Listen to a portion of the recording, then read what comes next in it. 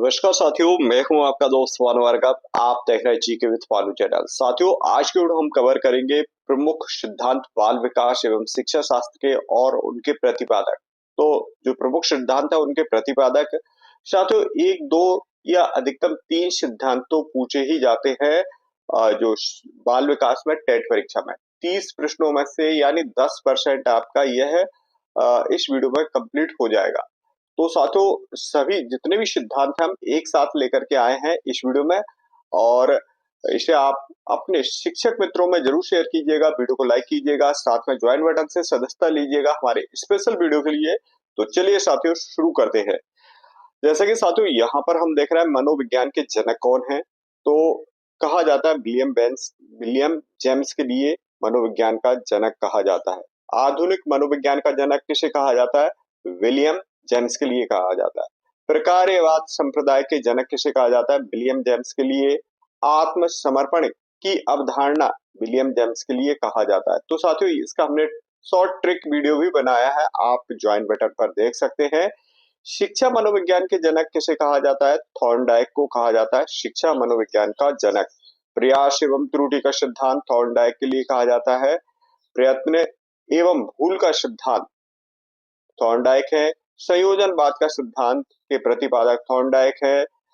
उद्दीपन अनुक्रिया सिद्धांत के प्रतिपादक थॉर्नडाइक है। एसआर थ्योरी की जन्मदाता थॉर्नडाइक है। अधिगम का बंध सिद्धांत थॉर्नडाइक है। संघवाद का सिद्धांत भी थॉर्नडाइक ने दिया था। प्रशिक्षण एवं अंतरण सर्वस्व अवयव का सिद्धांत थॉर्नडाइक ने दिया था। बहुखंड का सिद्धांत थॉर्नडाइक ने दिया था। तो साथियों, आपको ध्यान रखना है कि थॉर्नडाइक के कौन कौन से सिद्धांत थे, एक बार हम फिर से रिपीट कर देते हैं। बहुखंड का सिद्धांत, प्रशिक्षण एवं अंतरण सर्वसम अवयव का सिद्धांत, संघवाद का सिद्धांत, अधिगम का सिद्धांत, एसआर थ्योरी के जन्मदाता उद्दीपन अनुक्रिया सिद्धांत बहुत अधिक पूछा जाता है। संयोजनवाद का सिद्धांत, प्रयत्न एवं त्रुटि का सिद्धांत बहुत ही अधिक पूछा जाता है। साथ में प्रयास एवं त्रुटि का सिद्धांत और शिक्षा मनोविज्ञान के जनक भी कहे जाते हैं। तो सीखने के नियम दिए थे थॉर्नडाइक ने, बिल्ली पर अपने प्रयोग किए थे।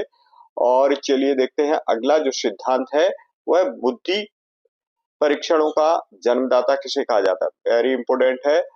पहले तो बिने एवं साइमन बुद्धि परीक्षण के प्रतिपादक कौन है? तो बिने एवं साइमन ही है। सबसे पहले इन्होंने ही बुद्धि का परीक्षण किया था, बिने, और उसके बाद साइमन आ गए थे।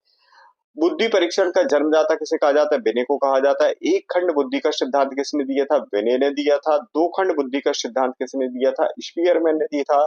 तीन खंड बुद्धि सिद्धांत किसने दिया था? यह भी स्पीयरमैन ने दिया था। सामान्य एवं विशिष्ट तत्वों का सिद्धांत के प्रतिपादक स्पीयरमैन है। बुद्धि द्वय शक्ति का सिद्धांत स्पीयरमैन द्वारा प्रतिपादित किया गया था। अब चलते हैं स्पीयरमैन के बाद गिलफर्ड। त्रिआयाम बुद्धि सिद्धांत गिलफर्ड के द्वारा है। बुद्धि संरचना का सिद्धांत गिलफर्ड के द्वारा है। तो साथियों, एक मनोवैज्ञानिक के एक साथ ही हमने यहाँ पर प्रयास किया है सभी को एक साथ लेने का। समूह खंड बुद्धि सिद्धांत के थर्स्टन है। युग्म तुलनात्मक निर्णय विधि के प्रतिपादक थर्स्टन है। क्रमबद्ध अंतराल विधि के प्रतिपादक थर्स्टन। समदृष्टि अंतर विधि के प्रतिपादक थर्स्टन एवं चैब है। अब थॉमसन के जो सिद्धांत दिया था न्यायदर्श या प्रतिदर्श का सिद्धांत या वर्ग घटक का सिद्धांत या बुद्धि का सिद्धांत के नाम से जाना जाता है। तो वर्ग घटक सिद्धांत या न्यायदर्श या प्रतिदर्श बुद्धि का सिद्धांत किसने दिया था?